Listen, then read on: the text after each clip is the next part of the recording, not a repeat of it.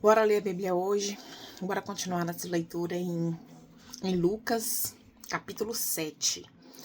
E hoje eu vou precisar da sua atenção, porque é um trecho que ele guarda relação com outras passagens, né, das Escrituras, e ele fala de uma forma que talvez você não consiga entender, né, o sentido. Ele faz um emaranhado de informações e amarra uma coisa na outra e traz umas comparações, e no final você vai entender o sentido principal do que o texto quis falar. Mas até a gente chegar lá, lendo, né, somente o texto seco e sem uma noção mais ampla da Bíblia, né, você fica sem entender um pouquinho. Mas nós vamos devagar ler a partir do versículo 11 e com o poder do Espírito Santo nós vamos conseguir entender o que o Senhor quis nos falar através dessa passagem. Amém? Então vamos lá, a partir do verso 11, com bastante calma. Na verdade, a partir do verso 18, né? O texto da minha Bíblia diz: os mensageiros de João Batista.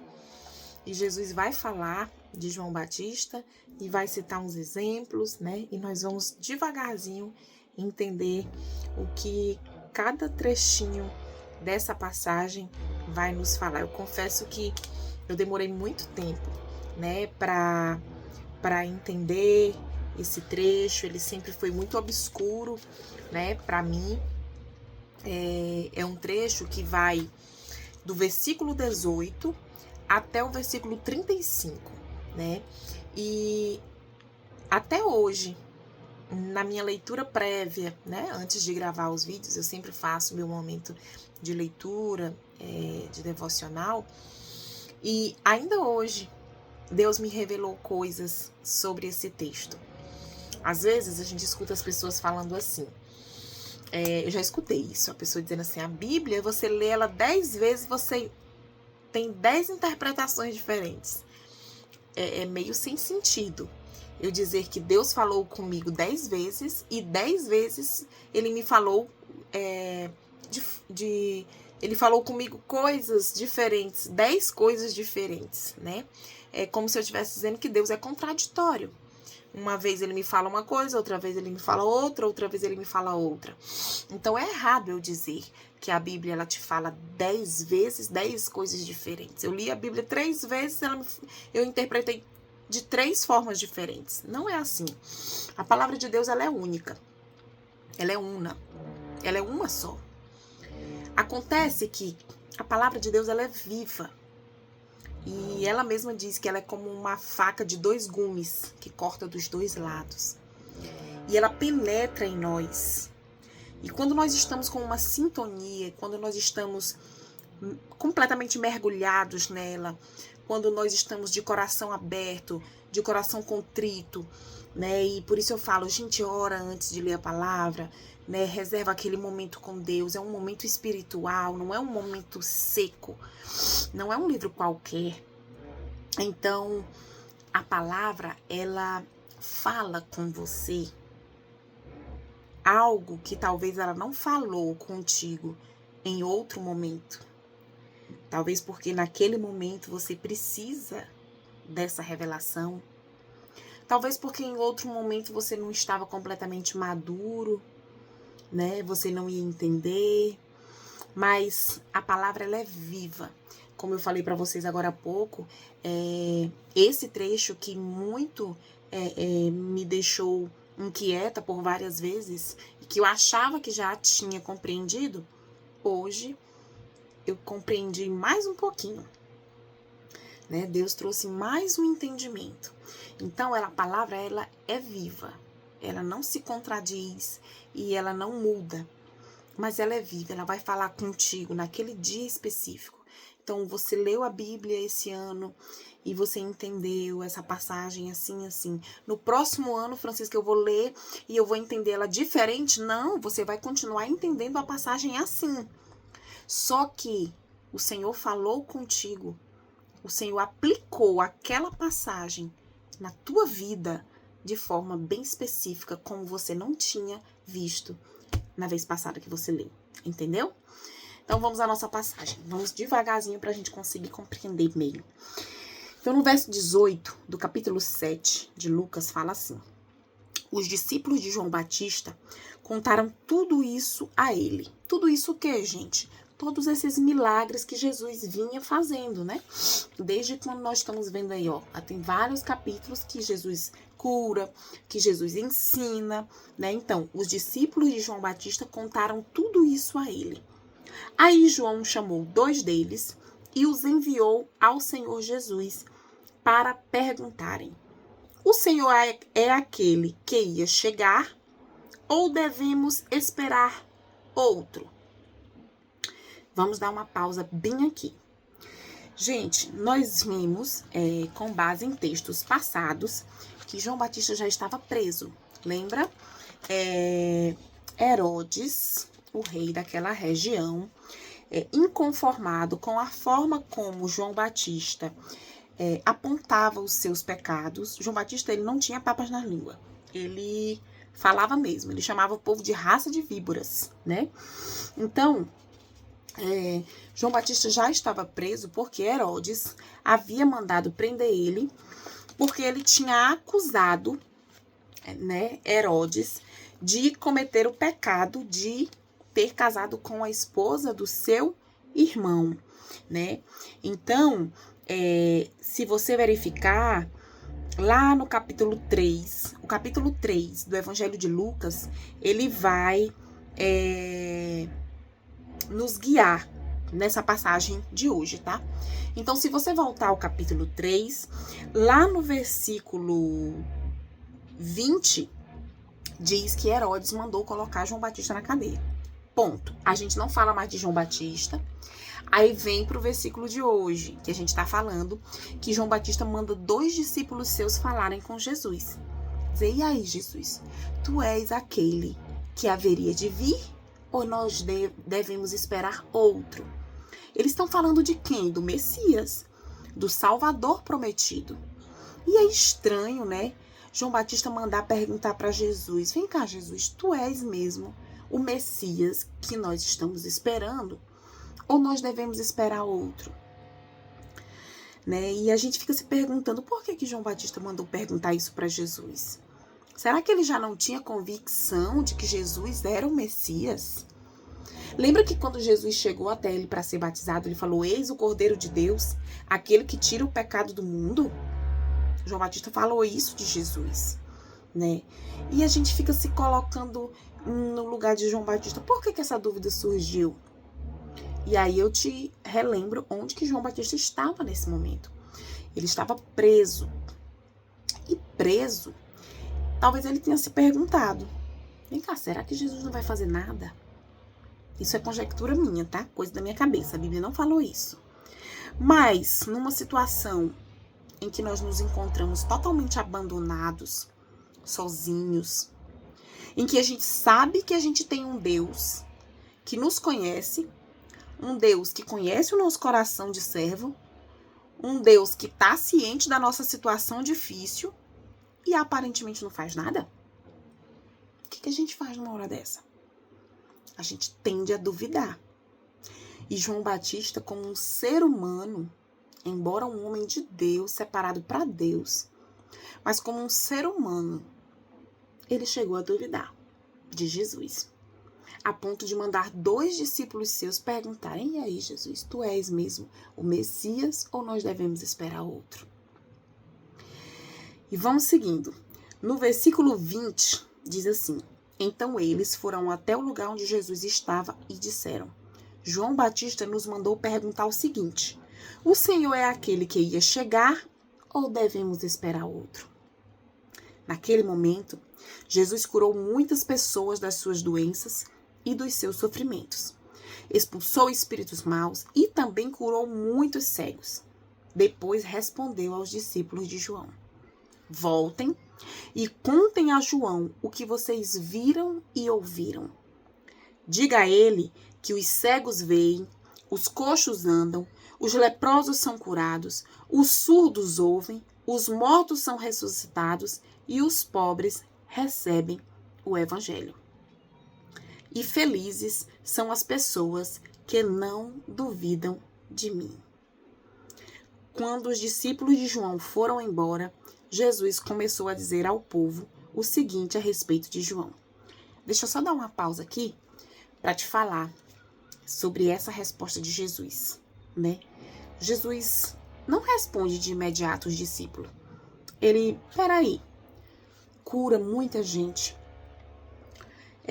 faz maravilhas, expulsa espíritos maus. E aí, depois de fazer todos esses milagres, ele chama os discípulos e diz, os discípulos de João Batista, vocês viram? Agora voltem a João Batista e digam tudo o que vocês viram e ouviram, os testemunhos que vocês ouviram. Digam a eles que leprosos estão sendo curados, coxos estão andando, cegos estão enxergando, mortos estão sendo ressuscitados. E aí ele continua, e felizes são as pessoas que não duvidam de mim. Olha só, João Batista duvidou, várias pessoas podem ter duvidado, muitos nem creram em Jesus naquela época.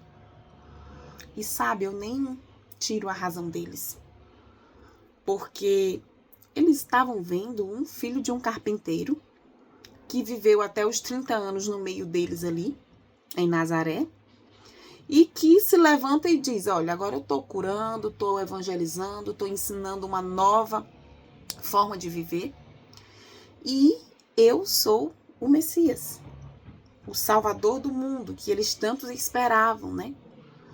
E eles esperavam alguém pelo menos mais importante, alguém com mais poder, com mais pompa, né? E aí eles ficavam meio que desconfiados, será mesmo ele? Particularmente João Batista tinha convicção de que Jesus era o Messias. Mas naquela situação de prisão, de abandono e de medo, será que é Jesus mesmo? Será que se fosse Jesus o Messias, ele não já teria destronado Herodes e eu seria solto? É o que eu penso, né? Então, a dúvida, ela paira no nosso coração em certas situações. Mas eu quero te chamar a atenção para uma coisa. Aquele povo daquela época, eles não tinham noção do final da história.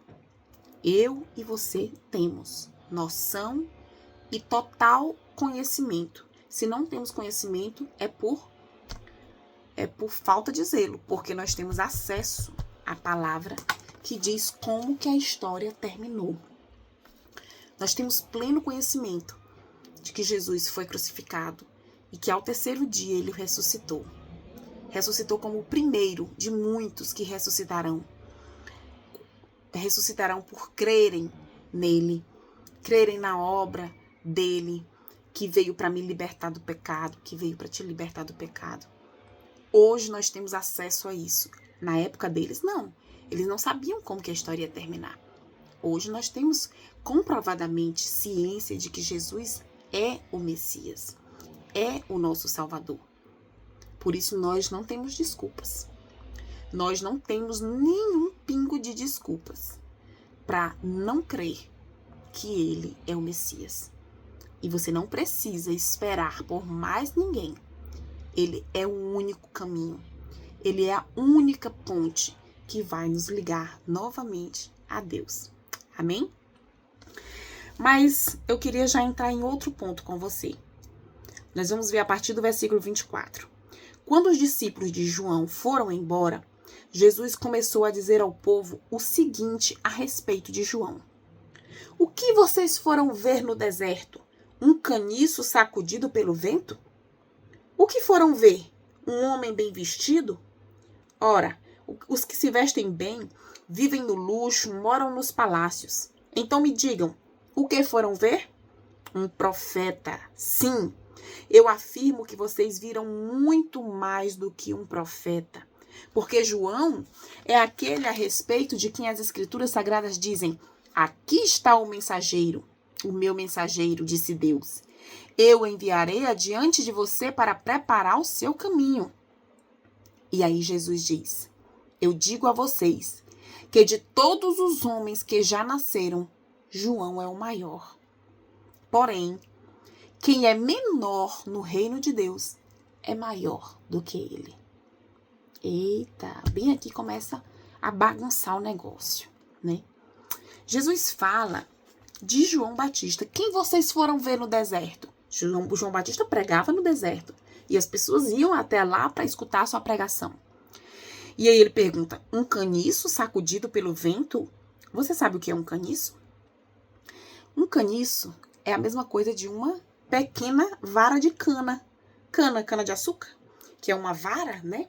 Então, o caniço é uma vara bem fininha de cana, sabe? No deserto, sacudida pelo vento. Então ele fala, vocês foram ver um caniço sacudido pelo vento, de tão fininha que é a vara, ela é sacudida pelo vento. E eu vou lhe dizer, é uma boa comparação para João Batista, viu? Porque ele, coitado, deveria ser da grossura de um caniço, porque ele só comia mel silvestre e animais gafanhoto.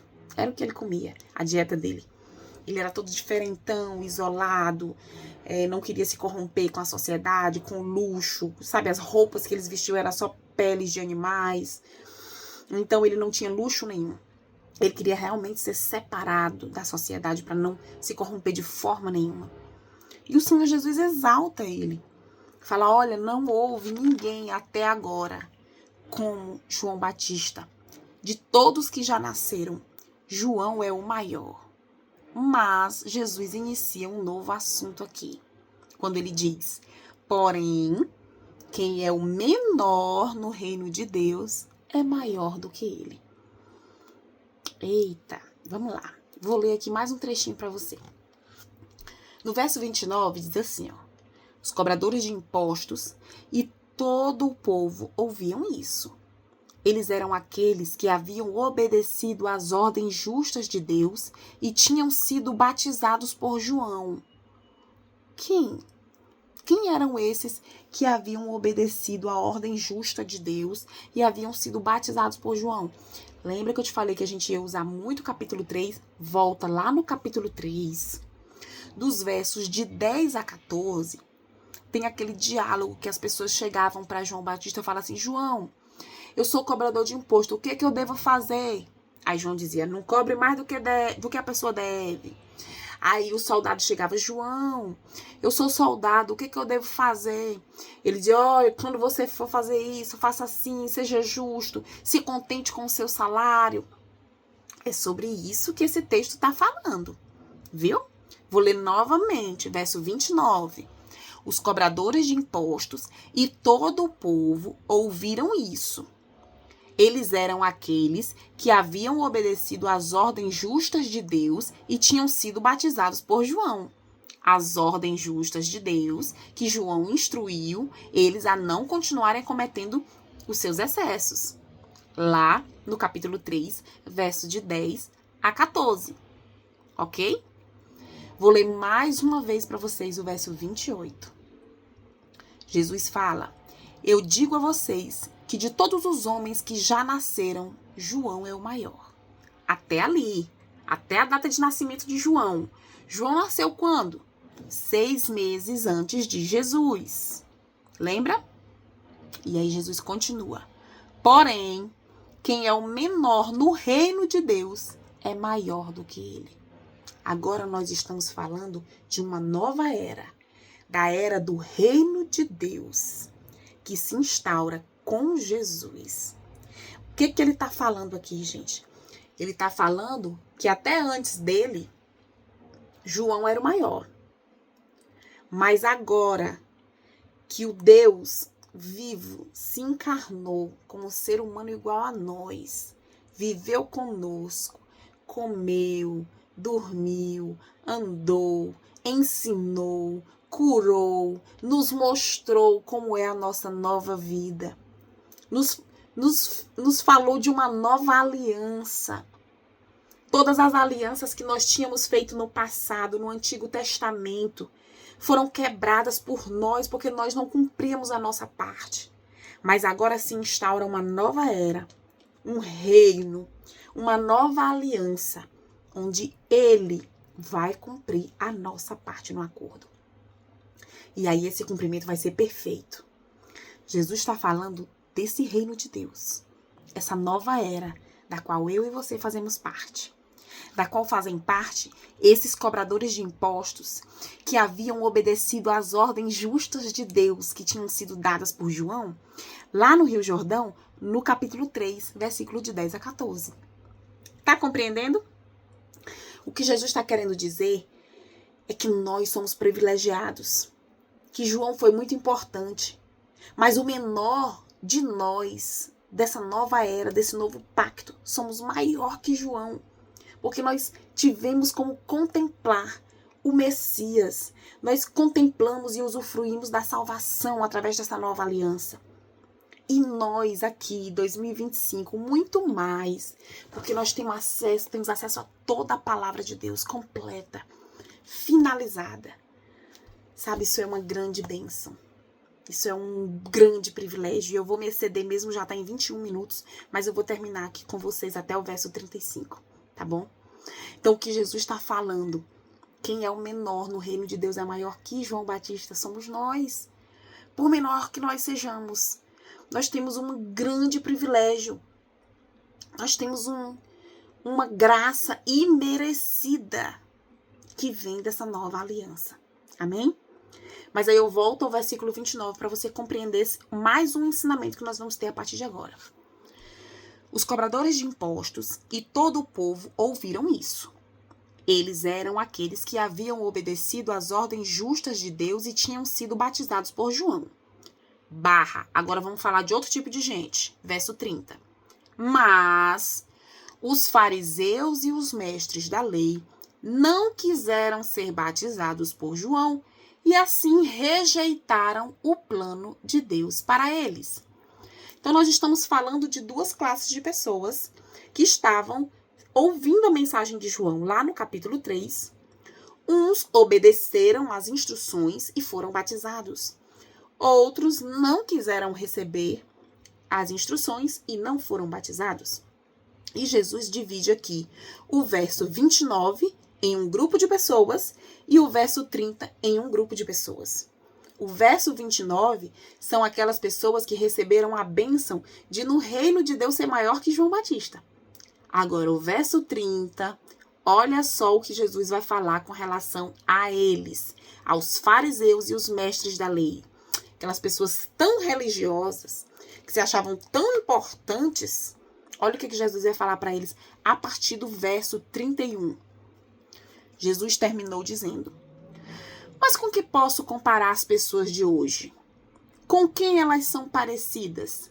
Elas são como crianças sentadas na praça. Um grupo grita para o outro grupo. Olha só, 2 grupos de crianças sentadas na praça. Um grupo aqui está gritando para o outro grupo que está ali. Olha o que eles gritam. Nós tocamos músicas de casamento, mas vocês não dançam. Cantamos músicas de sepultamento, mas vocês não choram. João Batista jejua e não bebe vinho, e vocês dizem, ele está dominado por um demônio.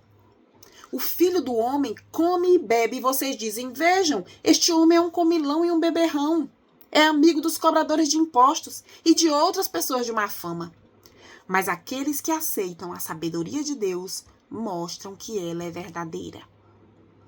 Olha o que Jesus está falando dos fariseus e dos mestres da lei, do versículo 30.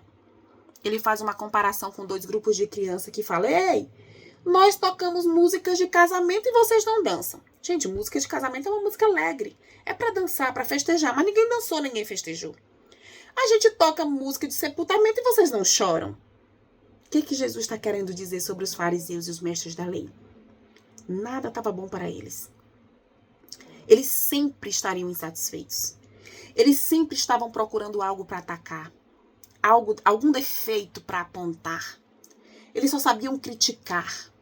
Em momento nenhum, eles tiveram um olhar piedoso, eles tiveram um coração contrito, eles baixaram a cabeça para receber ensinamento. Eles só queriam atacar.